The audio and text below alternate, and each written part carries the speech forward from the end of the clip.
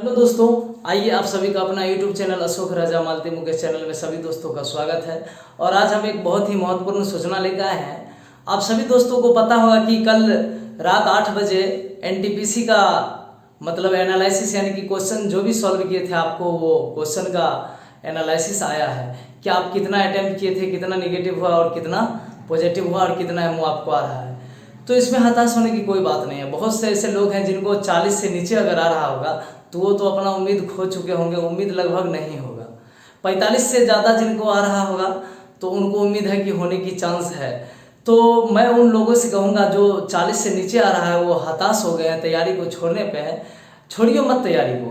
देखिए, जब ऊपर वाला किसी को जन्म देता है तो कहाँ से उसको भोजन देना वो खुद सोचता है। आप जब अभी हताश हो जाइएगा, आपके सामने ग्रुप डी है, एनटीपीसी ने खत्म हो गया भाई, लेकिन एसएससी जीडी तो बचा हुआ है, एसएसबी बचा हुआ है, बिहार दरोगा बचा हुआ है, अरे इंडियन आर्मी है। आपका हाइट नहीं, उसके लिए ग्रुप डी है, आप ग्रुप डी में भरे होंगे तो आप ग्रुप डी की तैयारी कीजिए, आपको होगा। मेहनत कभी किसी का व्यर्थ नहीं जाता है दोस्त। और जो भी भाई बहन अभी हताश हो रहे हैं उनको हताश होने की कोई जरूरत नहीं है। डिप्रेशन में मत जाइए, आप तैयारी कीजिए, आपको होगा। क्योंकि मेहनत कभी किसी का व्यर्थ नहीं जाता। मैं अभी भी कह रहा हूँ, हताश मत होइए, आपको होगा, 100% होगा। अगर आप सच्चा दिल से मोहब्बत से अगर पढ़ते होंगे, दिल से जो पढ़ता है कोई चीज़ दिल से करता है तो उसको जरूर होता है। सच्चा मोहब्बत आपको किताब के साथ हो गया तो आपको सक्सेस जरूर मिलेगी। सक्सेस करके ही छोड़ेगा। अगर किताब बेवफा भी हो गई ना तो कुछ बना के छोड़ती है कामयाब। इसलिए हम कह रहे हैं कि अभी आपके सामने दरोगा का परीक्षा 5 दिसंबर को होगा। उसके बाद ग्रुप डी का अभी जब तक डेट नहीं दिया तब तक आप तैयारी कीजिए। उसके बाद अब इंडियन आर्मी दिसंबर में दौड़ होगा। उसके बाद देखिए कि आपको एसएससी जीडी है, अभी एसएसबी है, 5-6 वैकेंसी है जिसका एग्जाम है। एक तो चला ही गया।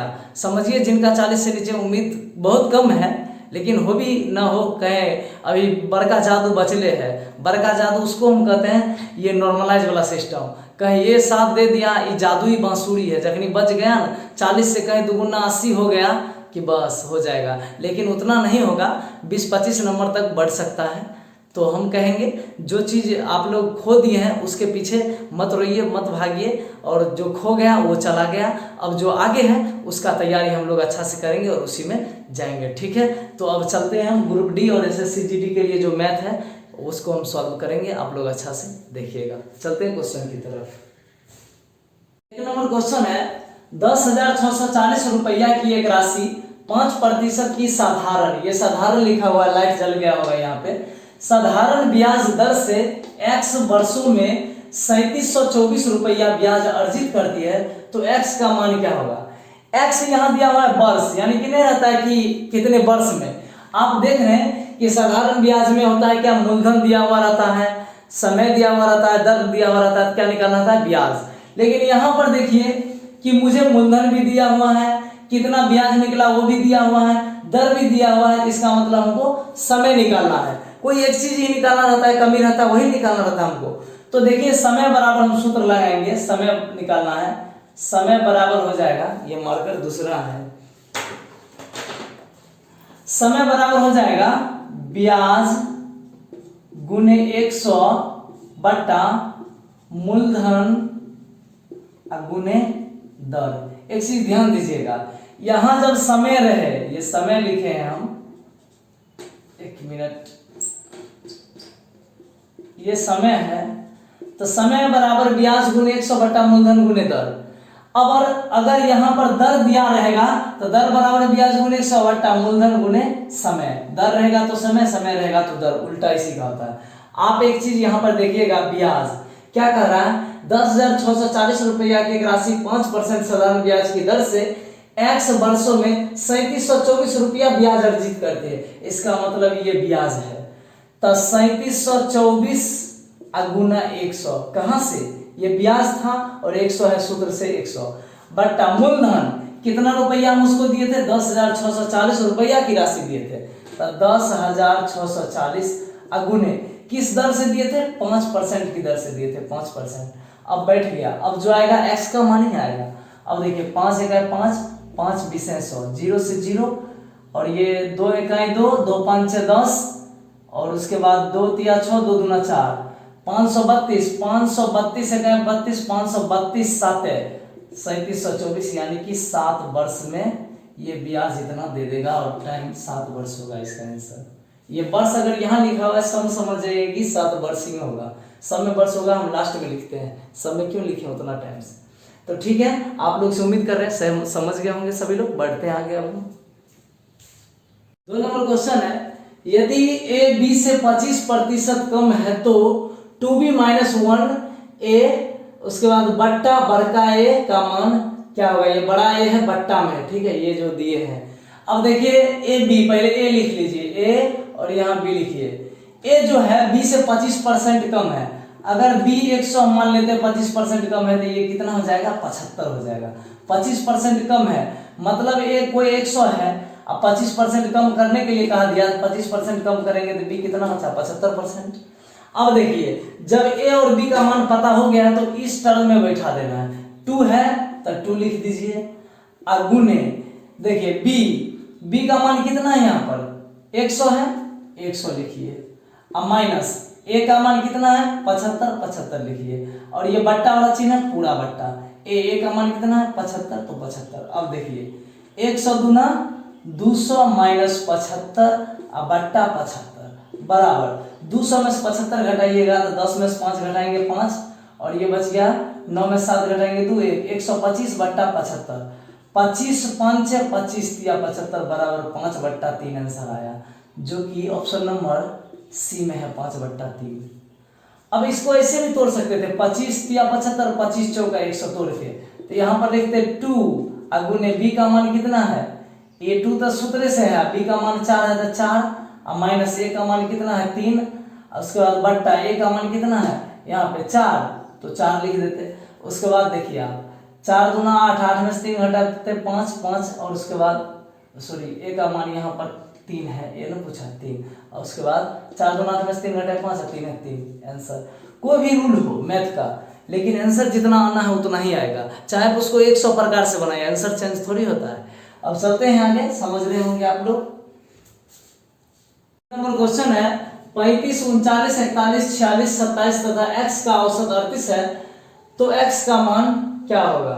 38 है तो x का मान क्या होगा। देखिए औसत निकालने के लिए क्या करते हैं हम कि कुल राशियों का योग बट्टा कुल राशि, तो कुल राशि के योग के लिए हम ऐसे लिख सकते हैं इसको 35 प्लस 39 प्लस 41 प्लस 46 प्लस 27 तथा x है तो प्लस x भी इसी में होगा। अब बट्टा कुल राशि क्या है 1 2 3 4 5 6 तो बट्टा 6। अब बराबर इसका औसत कितना दिया था 38 हो गया। बट्टा कुछ नहीं तो 1 लिख सकते हैं, 1 लिख देने से आसान हुआ है, सॉल्व करते टाइम मजा आएगा। देखिए अब क्या होगा कि यहाँ पर इस सब को जोड़ दीजिए, x को हटा के सब को जोड़ दीजिए क्योंकि चर राशि अचर राशि है दोनों। तो 7 6 13 13 1 14 14 9 23 और 23 और 5 28 का 8 हासिल 2 2 और 2 4 4 8 4 12 3 15 और 3 18 18 188।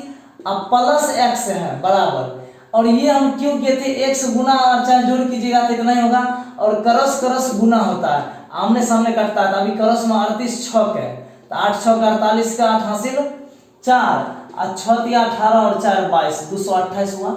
अब देखिए x को यहाँ लाइए बराबर 228 यहाँ लिखिए, और जो इधर होता है वो प्लस में उधर जाता है तो माइनस वाला प्लस में और प्लस वाला माइनस में, यहाँ भी प्लस में उधर जाएगा तो माइनस में हो जाएगा 188 माइनस में हो जाएगा। तो x बराबर 8 में से 8 घटाएंगे 0 और 22 में से 18 घटाएंगे 4 बराबर x का मान 40 आया, जो कि करेक्ट आंसर यही है। समझने में आपको कहीं से दिक्कत नहीं आनी चाहिए, मैं ऐसा पढ़ाऊंगा। अब सीधा इस बार ग्रुप डी क्वालिफाई करना है, एनटीपीसी को जाने दीजिए जो मेरे जिंदगी से चला गया। अब देना ग्रुप डी पर ध्यान और एसएससी जीडी जो बचा हुआ है सामने में वही सबसे बड़ा धन है। ठीक चलते हैं आगे। अब क्वेश्चन है एक वर्ग के विकर्ण की लंबाई 14 सेंटीमीटर है तो वर्ग का क्षेत्रफल क्या होगा। जब विकर्ण दिया हुआ रहे तब क्षेत्रफल निकालना है, तो सूत्र होता है 1/2 गुने विकर्ण स्क्वायर, विकर्ण का स्क्वायर। तो आप देख लीजिए 1/2 सूत्र से है गुने विकर्ण स्क्वायर, विकर्ण का मान कितना है 14, तो 14 गुने 14। अब देखिए 2 इकाई 2 और 2 7 14, 14 7 98 सेंटीमीटर स्क्वायर हो गया, यह आंसर होगा 98। 1/2 नहीं लगाते। अब भुजा स्क्वायर जबकि वर्ग का क्षेत्रफल सीधा होता है भुजा स्क्वायर, तो आप लोग क्या करते हैं 14 का स्क्वायर करते 196 आता, और सब सेंटीमीटर स्क्वायर में ही रहता है, क्षेत्रफल रहता है, तो वर्ग मीटर या लिखा रहेगा, सेंटीमीटर है तो सेंटीमीटर स्क्वायर स्क्वायर में ही रहेगा। तो आप सब देखिए स्क्वायर में ही है, आप लोग 14 का स्क्वायर 196 मारते, जो कि फर्स्ट ऑप्शन वही है। जान जाइए कि गलती ऑप्शन सबसे जल्दी दिल रहता है, इसका करेक्ट 98 सेंटीमीटर स्क्वायर हुआ, क्योंकि यहाँ विकर्ण लगा हुआ था। सीधा पूछता वर्ग का क्षेत्रफल तब 196 सही था, लेकिन यहाँ पूछा था विकर्ण देके, इसलिए 1/2 गुने विकर्ण का स्क्वायर, 1/2 गुने 14 गुने 14 2 7 14 7 14 7 98 सेंटीमीटर स्क्वायर। आप लोग समझ रहे होंगे, मैं जानता हूँ। चलता हूँ आगे। अब नंबर क्वेश्चन है, प्रिया 60 किलोमीटर प्रति घंटा की गति से अपने दफ्तर जाती है तथा 90 किलोमीटर प्रति घंटा की गति से अपने घर वापस आती है। पूरी यात्रा के लिए प्रिया की औसत गति क्या होगी? जब दोनों तरफ से आती है जाती है ये वाला क्वेश्चन रहे, तो उसमें सूत्र होता है 2xy बटा x प्लस y। बस इतना ही पर तो सारा खेल है। अब देखिए 2 तो 2 लिख दिए गुने x का मान, x बराबर यहाँ हो जाएगा 60 जो पहले गति से जाती है, उसके बाद फिर उसी गति से वापस आती है, तो ये हो गया y का मान 90। अब देखिए 2x का मान 60 गुने y का मान 90, तो 90 अब बटा x प्लस y, तो 60 अब प्लस 90 बराबर 150 हो जाएगा, तो 150 लिख दीजिए। 0 से 0 कटा, अब 15 का 15, 15 6 का 90, 36 36 दूना 72 किलोमीटर प्रति घंटा आया। रुकिए 1 मिनट, ये आंसर नहीं आप लोग यहाँ पर तुरंत मारते, बोर्ड में रहते तो हड़बड़ी के कारण यही सब गलती होता है। जैसे कोई पूछा कि x का मान 2 पर से y का मान इतना है, x का मान आप लोग 2 पर से निकालते हैं, जोड़ देते हैं, जोड़ते नहीं है, सीधा x का मान मार देते हैं और बाद में पछताते हैं कि ये गलत हो गया। यहाँ पर अगर हम छोड़ देते तो आप 72 किलोमीटर प्रति घंटा आंसर अगर देते तो आप लोग कंफर्म मारते, लेकिन यहाँ आंसर हमने मीटर प्रति सेकेंड में पूछा है, तो 72 किलोमीटर प्रति घंटा को मीटर प्रति सेकेंड में बदलने के लिए 5/18 से गुना करेंगे। 18 का 18, 18 चौक 72, 5 चौक 20 मीटर प्रति सेकंड। ये करेक्ट आंसर है इस क्वेश्चन का, 1 नंबर ऑप्शन। ये सब गलती आप लोग जरूर देख के चलिएगा, यही सब कमी बहुत सताता है इंसान को। घर पे आने के बाद पता चलता है मैंने बोर्ड में क्या गलती किया था, इसलिए आप लोग इसको ध्यान में रखिएगा। फिर बढ़ते हैं आगे, क्वेश्चन और होगा 6 नंबर क्वेश्चन है, यदि x अनुपात y बराबर 6:5 है तथा z अनुपात y बराबर 9:25 है, तो x अनुपात z का अनुपात क्या है? एक चीज इसमें देखिएगा, कहीं भी अनुपात रहे उसको सामने सामने लाना है। सबसे पहले देखिए x अनुपात y बराबर 6:5 दिया हुआ है। अब देखिए यहाँ जेड वाई बैठाने में कोई तकलीफ नहीं होगा, जो जिसके सामने उल्टा पुल्टा भी रहेगा तो हम उसके सामने उसी को लाएंगे। यहाँ सबसे पहले जेड वाई है तो वाई वाई के सामने आएगा ना, तो वाई वाई के सामने लिखिए, जेड बाद में है, जेड बाद में लिखिए। और वाई का मान कौन था? ये था, और जेड का मान ये था, तो वाई का मान 25 है, तो वाई का मान 25 अनुपात जेड का मान 9 है, तो जेड का मान 9। अब देखिए यहाँ सीधा लिख देते हैं, 6:5 आया और उसके बाद 25:9 आया। रुकिए रुकिए रुकिए, 25:9। अब गुना कर दीजिए, 25 6 के 150 अनुपात 25 5 125 अनुपात 25 5 9 45। ये हो गया x का मान, ये हो गया y का मान, ये हो गया z का मान। अब जिसके बारे में पूछ रहा है उसको लिख दीजिए, x अनुपात z का होगा, तो x का मान 150 है अनुपात z का मान 45 है, 45 जिसके बारे में पूछ रहा है उसका लिख देंगे। 5 30 है 150, 5 9 45, 3 10 30, 3 3 9, 10:3, यही करेक्ट आंसर होगा। ए नंबर ऑप्शन 10:3 एक्स जेड का मान पूछा था। नन इसमें दिया हुआ है, डिसमिस कीजिएगा तो नन भी आ जाएगा। चलते हैं, आप लोग को टेंशन लेने कोई बात नहीं है, हम अभी भी कर रहे हैं। ग्रुप डी आपको जरूर साथ देगा और मेहनत तो कामयाबी लाएगी ही लाएगी, एक दिन रंग जरूर लाएगी। चलते हैं, अगले वीडियो में फिर मिलेंगे। आज के लिए इतना ही, धन्यवाद।